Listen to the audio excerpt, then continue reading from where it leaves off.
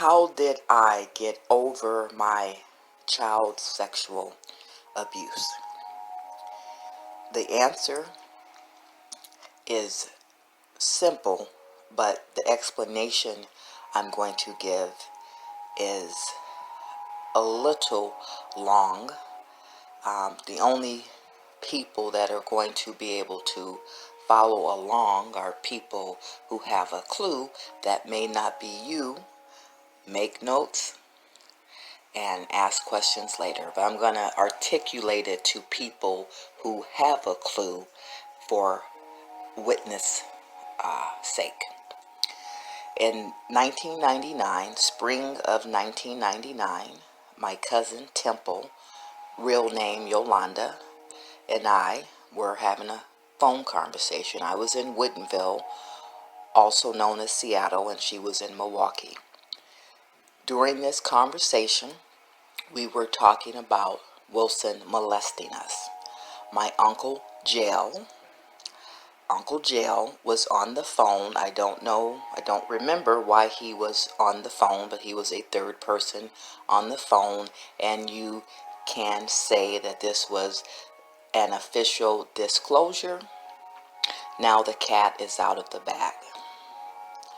Margaret acknowledges the conversation, and Wilson acknowledges the conversation, and probably more people in Milwaukee acknowledges the conversation. I'm not quite sure, but definitely Margaret and Wilson acknowledge my accusations vis-a-vis that phone call. My mom finds out. My uncle is the one that's telling my mother that her almost 30-year-old daughter is talking about being molested by Wilson.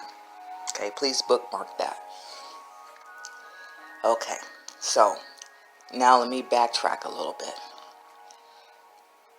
Temple, who is 6 years older than me, was almost raped by Wilson when she was 12 years old. He tried to penetrate her. She was asleep. He tried to penetrate her. She woke up. He stopped. That's what she told me. She told me out of her own mouth, that scenario. Okay? Now, all of my life, or I should say, during the years I was there in Milwaukee, okay, I'll explain. I was born there. We moved to Seattle. Then we moved back to Milwaukee when my grandmother, Medea, that's what we call her, got sick. So there was 2 years, which is when Wilson got his hands on me. During those 2 years, I remember there was tension and just pure, my auntie Gyte, real name Mary, who was Temple's mother, couldn't stand Wilson and would not leave Temple over there. There was an issue. Now I'm 7 years old, 8 years old. I don't really know what the issue is. In retrospect, Temple told her mother, and Wilson was accused, and I didn't even need to be sexually assaulted with that information out there. Okay? Also, bookmark, this is very important. So we're doing flashbacks, okay? Pretend this is a television show and we're flashing back.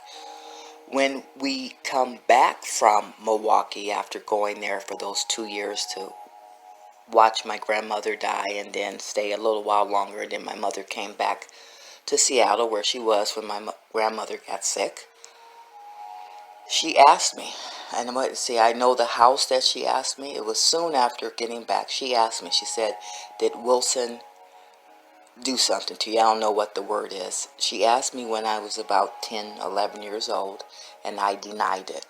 My mother did ask me, and I denied it. Took me 20 years to bring it up again in front of her, or in a way that she would find out, okay?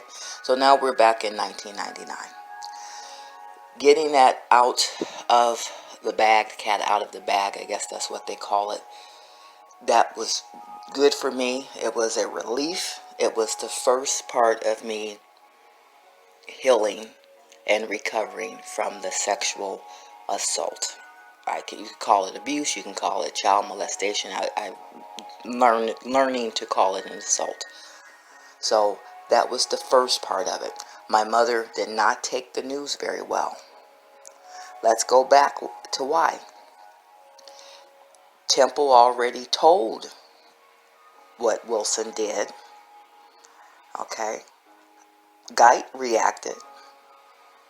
My mom allowed me to be around this man.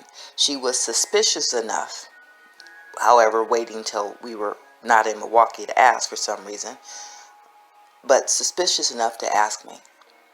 I denied it. Okay? So there was already, so people kind of thought something was wrong with Wilson in the real time. Okay, so I feel better about life in 1999. My mother is burdened.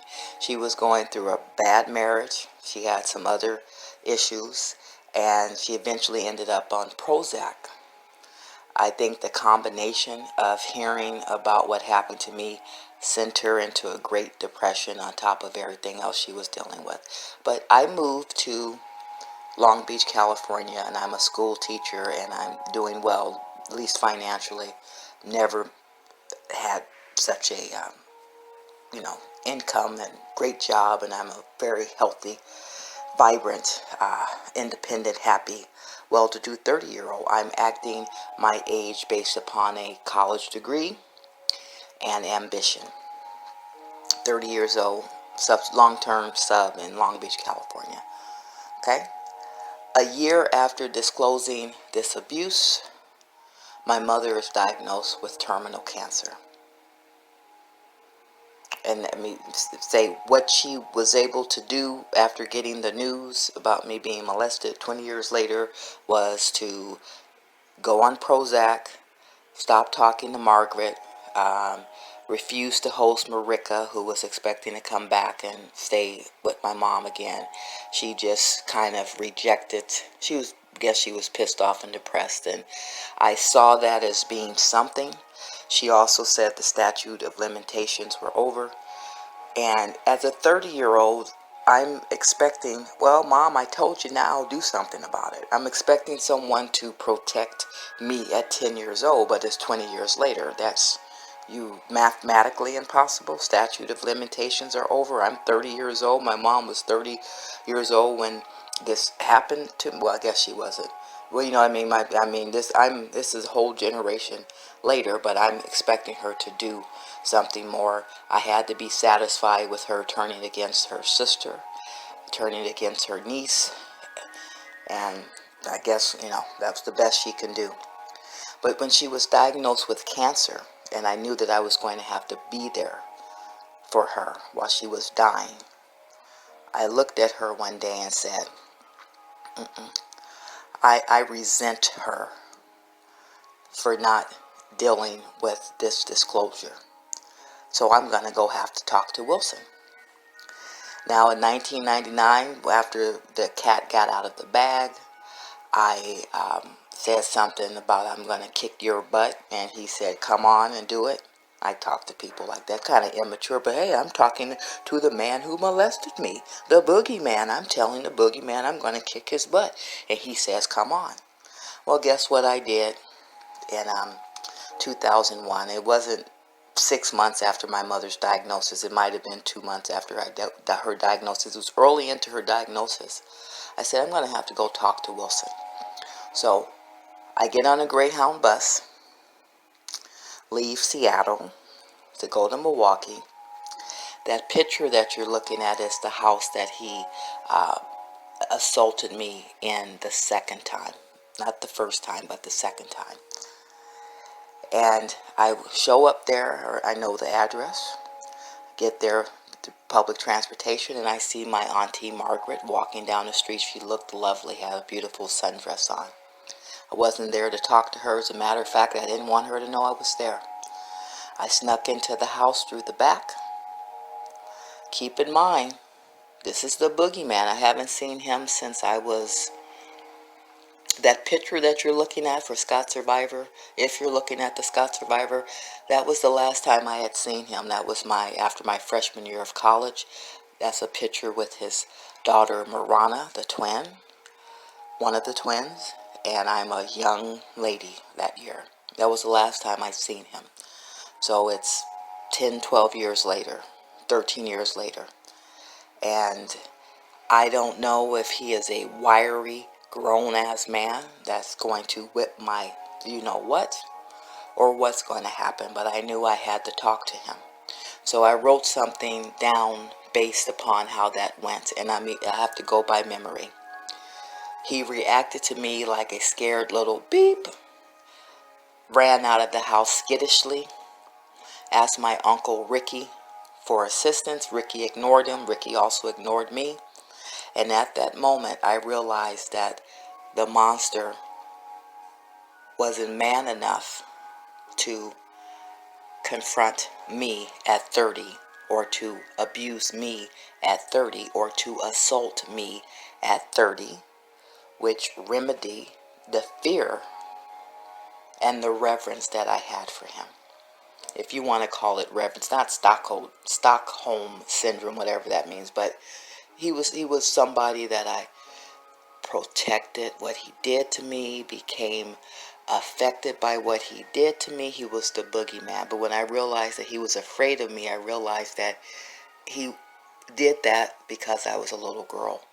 So I don't have to be afraid of him as a grown woman because he's not a man. Now apparently, here's where it gets good. Apparently, I burnt down the basement and killed a rabbit. And do you know that Margaret had the audacity, this is vis-a-vis telephone calls. I got out of there after he ran out of the house. I was done. So I went back and caught my Greyhound. I'm not sure how much time I planned to stay there. I don't know if the ticket was to leave later on that evening or what. This is real deep, y'all. A bus ride all the way from Seattle to Milwaukee to handle my business. So apparently, I burnt down their basement and killed a rabbit.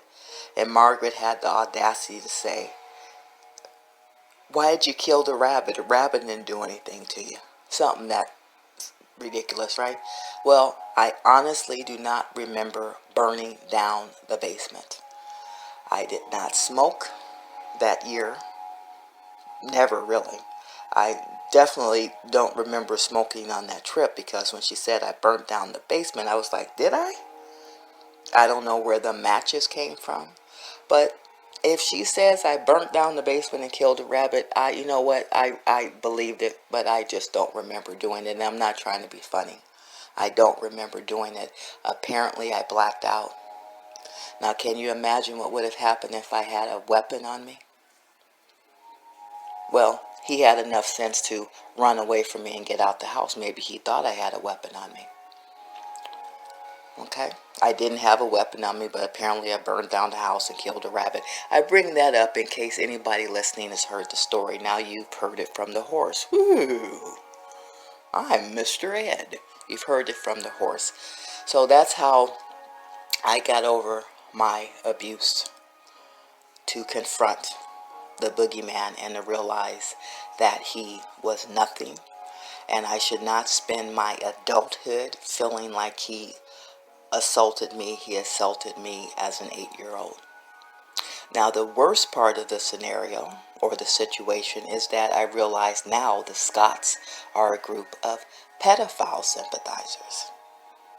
Okay? And, I think I gave you enough information to let you know why they are a group of pedophile sympathizers.